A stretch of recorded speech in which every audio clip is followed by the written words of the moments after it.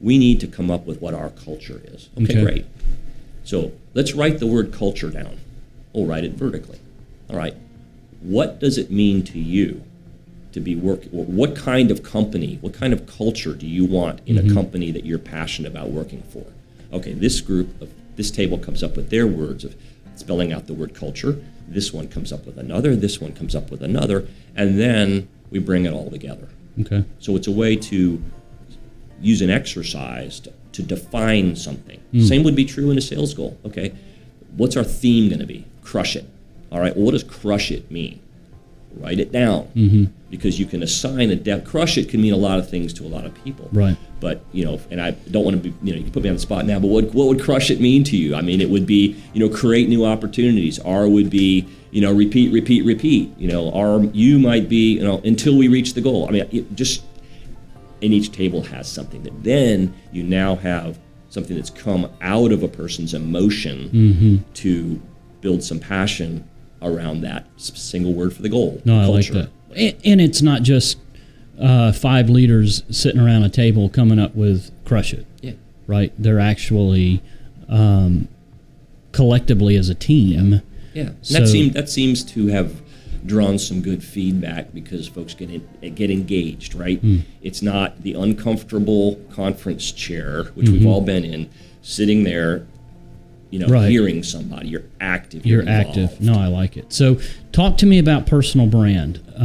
How does that go into all of this? How do we, as folks starting out in profit, nonprofit, we're starting our career, what's advice you give maybe to your daughters, to folks like that? And then how do we continue that throughout so that we can have the right mindset for if and when opportunities come our way? Yeah. Well, I think, first of all, whatever you're doing, I do believe you need to find a passion in it.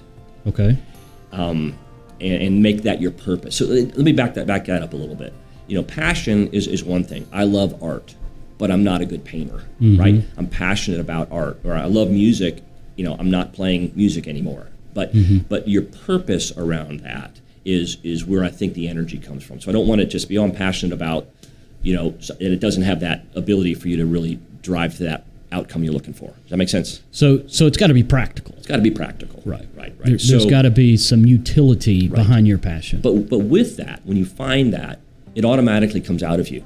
Like I'm hoping that we're having an interaction here that you can tell I'm really passionate about power of words. Absolutely. And that enters the room about a half a second after you do. Right? I mean, people can feel that energy. Right. And it's not the, rah-rah, this sort of thing. It's like digging in, showing you're authentic. And that's an overused term as well, I think, often. But who you really are and why it's important to you. Yeah. A Simon Sinek approach, right? What is your why? Why does this matter? Right. Why are you doing this? Why is it important? Yeah. Asking yourself those questions internally and making that part of your life is a real good way to kind of get started, whether you're in your brand, in your career. People know. They can tell if you're fired up about, and it's not just excited and energy, but it's like, I want to make a difference. I think that's what the world's looking for right now, is working with people that really want to bring value that makes a difference. I agree. Yeah, Oprah says something along those lines is, your soul, your passion, and then your purpose. You align those two things, then nothing can stop you. Yeah. There may be hurdles, and there certainly will be, but nothing can stop you. And I think at that point then, okay, so this is really, Bruce going through a riff and all this kind of things. At that point where you find the obstacle and can say, now I can go find a solution. Right. Is where you've really made the turning point there. That's I right. think. It's like, okay, what can I do? We talked about that. Okay, we've never, this is competition. I don't know. We're getting clobbered, right? They're less expensive. They seem to be delivering more value. We've got this new product we're releasing with this new brand. How do we create ourselves and become revolutionary in the industry somehow, right? It's stepping back and having that purpose and passion, and then saying, bring me the obstacle. Make my stumbling block my stepping stone.